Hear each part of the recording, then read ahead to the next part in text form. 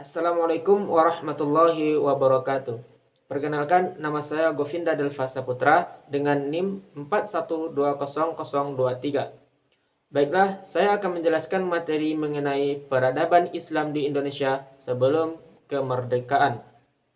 Islam masuk ke Indonesia pada abad pertama Hijriah atau bertepatan dengan abad ke-7 hingga abad ke-8 Masehi. Ini mungkin didasarkan kepada penemuan batu nisan seorang wanita muslimah yang bernama Fatimah binti Maimun di dekat daerah Surabaya yang bertuliskan tahun 475 Hijriah atau 1082 Masehi. Sedangkan menurut laporan seorang musafir yang berasal dari Maroko, yaitu Ibnu Battuta, yang mengunjungi Samudra Pasai dalam perjalanannya menuju negeri Cina 1345 Masehi. Agama Islam yang bermazhabkan Imam Syafi'i telah mantap di sana selama seabad lamanya. Oleh karena itu, berdasarkan bukti ini, maka abad ke-8 dianggap sebagai awal mula munculnya Islam di Indonesia. Daerah yang pertama-tama dikunjungi ialah yang pertama, pesisir utara Pulau Sumatera, yaitu di Peurula, Aceh Timur. Kemudian daerah tersebut merambat luas hingga bisa mendirikan sebuah kerajaan Islam pertama di Indonesia, yaitu Kerajaan Samudra Pasai yang terletak di Aceh Utara. Yang kedua, yaitu pesisir utara Pulau Jawa. Kemudian meluas ke daerah Maluku yang selama beberapa abad menjadi pusat kerajaan Hindu, yaitu Kerajaan Majapahit. Dalam sejarah perkembangan Islam di Indonesia, kita tidak akan pernah lepas dari para wali-wali kita yang disebut dengan Wali Sembilan atau dikenal juga dengan sebutan Wali Songo, yang dengan ketulusan mereka dan pengorbanan mereka sehingga Islam dapat tersebar luas di daerah Indonesia. Wali Songo tersebut ialah wali yang pertama, yaitu Maulana Malik Ibrahim. Beliau dikenal juga dengan nama Syekh Maghribi. Beliau seorang penyebar Islam di daerah Jawa Timur. Wali yang kedua yaitu Sunan Ampel. Dengan nama asli beliau yaitu Raden Rahmat. Beliau seorang penyebar agama Islam di daerah Ampel, Surabaya. Wali yang ketiga yaitu Sunan Bonang. Beliau adalah putra dari Sunan Ampel yang memiliki nama asli Maulana Makdum Ibrahim. Beliau adalah seorang penyebar Islam di daerah Bonang, yaitu di daerah Tuban. Wali yang keempat yaitu Sunan Derajat, juga seorang putra dari Sunan Ampel. Beliau memiliki nama asli Syaifuddin.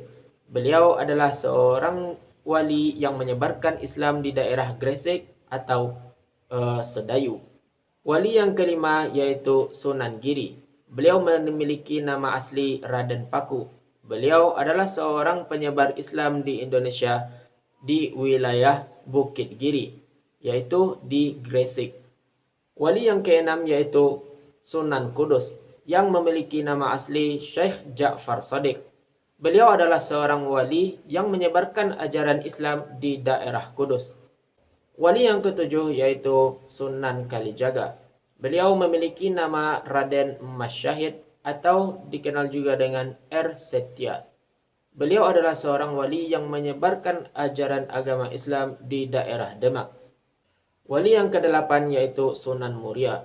Beliau ini adalah putra dari Sunan Kalijaga yang memiliki nama asli Raden Umar Syahid. Beliau seorang wali yang menyebarkan agama Islam di daerah Gunung Muria. Wali yang ke-9 yaitu Sunan Gunung Jati. Beliau memiliki nama asli Syarif Hidayatullah. Beliau seorang wali yang menyebarkan agama Islam di daerah Jawa Barat di dekat Cirebon. Pada permulaan abad ke-17, dengan masuk Islamnya ke penguasa kerajaan Mataram yaitu Sultan Agung, maka kemenangan agama Islam meliputi sebagian besar dari wilayah-wilayah yang ada di Indonesia. Pada pertengahan abad ke-19, agama Islam di Indonesia secara bertahap mulai meninggalkan sifat-sifatnya yang sinkretik atau mistik Setelah banyak orang Indonesia yang mengadakan hubungan dengan Mekah dengan cara menunaikan ibadah haji, dan sebagiannya ada yang bermukim di sana selama bertahun-tahun lamanya.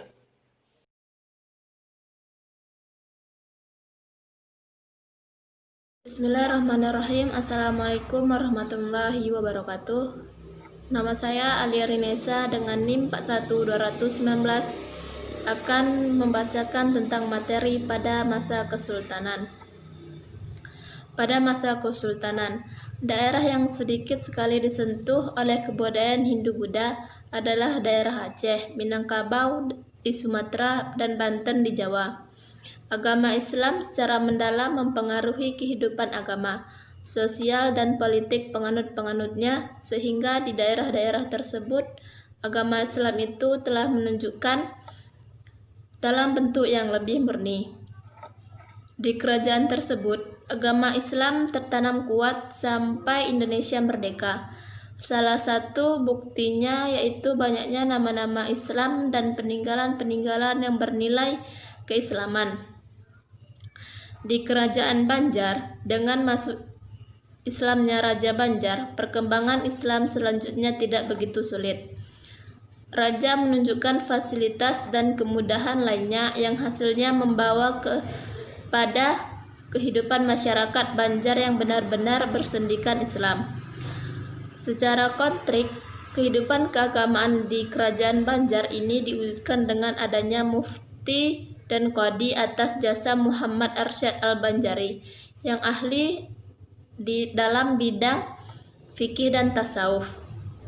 Islam di Jawa pada masa pertumbuhannya diwarnai kebudayaan Jawa.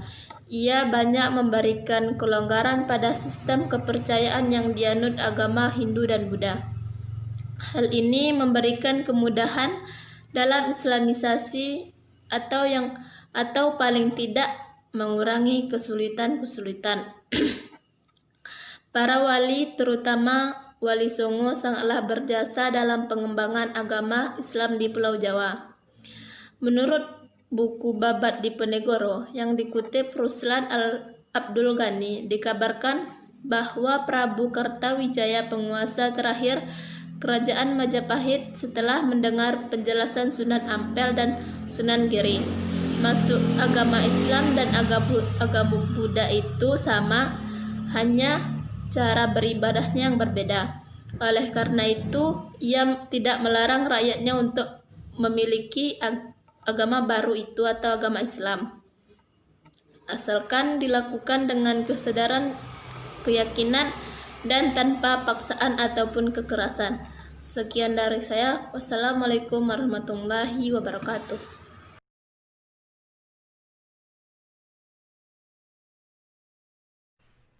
Assalamualaikum warahmatullahi wabarakatuh. Nama saya adalah Yona Salsabila Damanik dengan NIM 4120036. Saya akan menyampaikan materi tentang peradaban Islam di Indonesia pada masa penjajahan dan kemerdekaan. Pada masa penjajahan, dengan datangnya pedagang-pedagang barat ke Indonesia yang berbeda watak dengan pedagang-pedagang Arab, Persia, dan India yang beragama Islam, kaum pedagang barat yang beragama Kristen melakukan misinya dengan kekerasan, terutama dagang teknologi persenjataan. Mereka yang lebih unggul daripada persenjataan Indonesia. Tujuan mereka adalah untuk menaklukkan kerajaan-kerajaan Islam di sepanjang pesisir Kepulauan Nusantara. Pada mulanya mereka datang ke Indonesia untuk menjalin hubungan dagang, karena Indonesia kaya dengan rempah-rempah. Kemudian mereka ingin memonopoli perdagangan tersebut. Waktu itu kolonial belum berani mencampuri masalah Islam, karena mereka belum mengetahui ajaran Islam dan bahasa Arab, juga belum mengetahui sistem sosial Islam. Pada tahun 1808, pemerintah Belanda mengeluarkan instruksi kepada para bupati agar urusan agama tidak diganggu dan pemuka-pemuka agama dibiarkan untuk memutuskan perkara-perkara di bidang perkawinan dan kewarisan. Tahun 1820 dibuatlah Steenblad untuk mempertegaskan instruksi ini. Dan pada tahun 1867, campur tangan mereka lebih tampak lagi dengan adanya instruksi kepada bupati dan wedana untuk mengawasi ulama-ulama agar tidak melakukan apapun yang bertentangan dengan peraturan gubernur jenderal. Lalu, pada tahun 1882, mereka mengatur lembaga peradilan agama yang dibatasi hanya menangani perkara-perkara perkawinan, kewarisan, kewalian, dan perwakafan. Apabila setelah kedatangan Snork Hurgronje yang ditugaskan menjadi penasehat urusan pribumi dan Arab, pemerintahan Belanda lebih berani membuat kebijaksanaan mengenai masalah Islam di Indonesia. Karena Snork mempunyai pengalaman dalam penelitian lapangan di negeri Arab, Jawa, dan Aceh. Lalu ia mengemukakan gagasannya yang dikenal dengan politik Islam. Dengan politik itu, ia membagi masalah Islam dengan 3 kategori, yaitu A. Bidang agama murni atau ibadah pemerintahan kolonial, memberikan kemerdekaan kepada umat Islam untuk melaksanakan agamanya sepanjang tidak mengganggu kekuasaan pemerintah Belanda. B. Bidang sosial kemasyarakatan.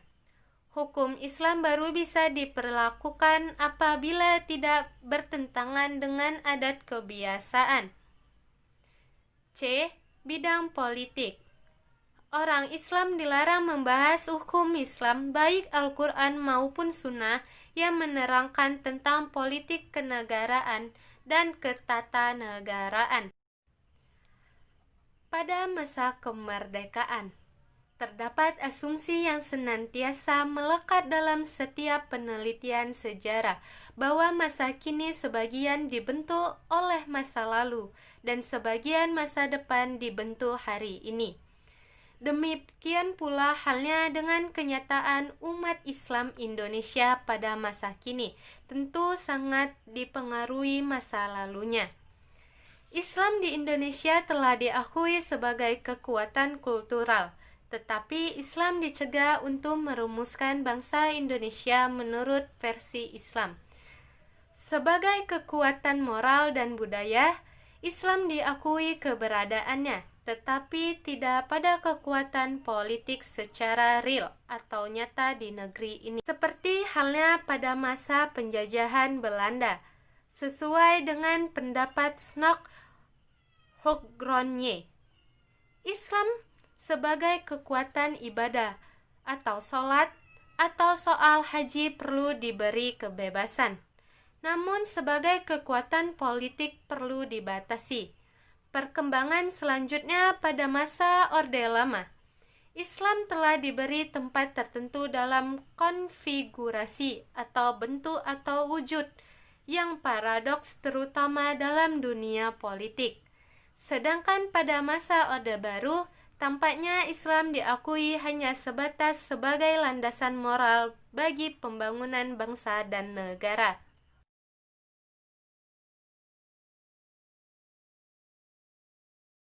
Assalamualaikum warahmatullahi wabarakatuh. Perkenalkan, nama saya Rifki Aziz Tanjung, NIM 4120006. Baiklah, saya akan melanjutkan materi tentang B. Sesudah kemerdekaan. 1. Prakemerdekaan. Ajaran Islam pada hakikatnya terlalu dinamis untuk dapat dijinakkan begitu saja.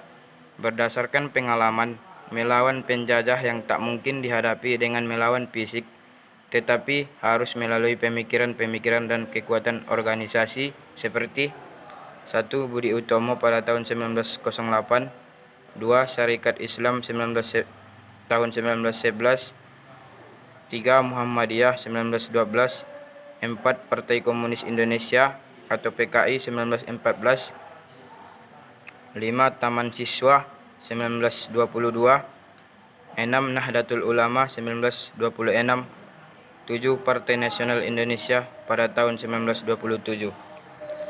Menurut Delarnoyer, selain yang tersebut di atas, masih ada organisasi Islam lainnya yang berdiri pada masa itu. Di antaranya adalah 1. Jamiat Khair pada tahun 1905, 2. Persyarikatan Ulama pada tahun 1911, 3. Persatuan Islam pada tahun 1920, 4. Partai Arab Indonesia pada tahun 1934. Organisasi pembaharu terpenting di kalangan organisasi tersebut di atas adalah Muhammadiyah yang didirikan oleh Ki Haji Ahmad Dahlan dan Nahdlatul Ulama atau NU yang dipelopori oleh Kiai Haji Hashim Asy'ari. Untuk mempersatukan pemikiran guna menghadapi kaum penjajah, maka Muhammadiyah dan Nahdlatul Ulama bersama-sama menjadi sponsor pembentukan suatu federasi Islam yang baru yang disebut Majelis Islam ala Indonesia atau Majelis Islam tertinggi di Indonesia, yang disingkat MIAI, yang didirikan di Surabaya pada tahun 1937. Masa pemerintahan Jepang, ada 3 pranata sosial yang dibentuk oleh pemerintahan Jepang yang menguntungkan kaum muslim di Indonesia, yaitu A. Sumubu, yaitu kantor urusan agama yang menggantikan kantor urusan pribumi zaman Belanda, yang dipimpin oleh Husin Jayadiningrat pada 1 Oktober 1943. B. Masyumi atau Majelis Syura Muslimin Indonesia, menggantikan MIAI yang dibubarkan pada bulan Oktober 1943. Tujuan didirikannya adalah selain untuk memperkokoh persatuan umat Islam di Indonesia, juga untuk meningkatkan bantuan kaum muslimin kepada usaha peperangan Jepang. C. Hizbullah atau Partai Allah atau Angkatan Allah, semacam organisasi militer untuk pemuda-pemuda muslimin yang dipimpin oleh Zainul Arifin. Organisasi inilah yang menjadi cikal bakal Tentara Nasional Indonesia atau TNI. 2. Pasca kemerdekaan. Organisasi-organisasi yang muncul pada masa sebelum kemerdekaan masih tetap berkembang di masa kemerdekaan, seperti Muhammadiyah, Nahdlatul Ulama, Masyumi, dan lain-lain. Namun, ada gerakan-gerakan Islam yang muncul sesudah tahun 1945 sampai akhir Orde Lama. Gerakan ini adalah DITII yang berusaha dengan kekerasan untuk merealisasikan cita-cita negara Islam Indonesia. Gerakan kekerasan yang bernada Islam ini terjadi di berbagai daerah di Indonesia, diantaranya di Jawa Barat pada tahun 1949 sampai 1962, di Jawa Tengah pada tahun 1965, di Sulawesi berakhir pada tahun 1965, di Kalimantan berakhir pada tahun 1963, dan di Aceh pada tahun 1953 yang berakhir dengan kompromi pada tahun 1957. Mungkin hanya itu yang dapat saya sampaikan. Saya akhiri. Wassalamualaikum warahmatullahi wabarakatuh.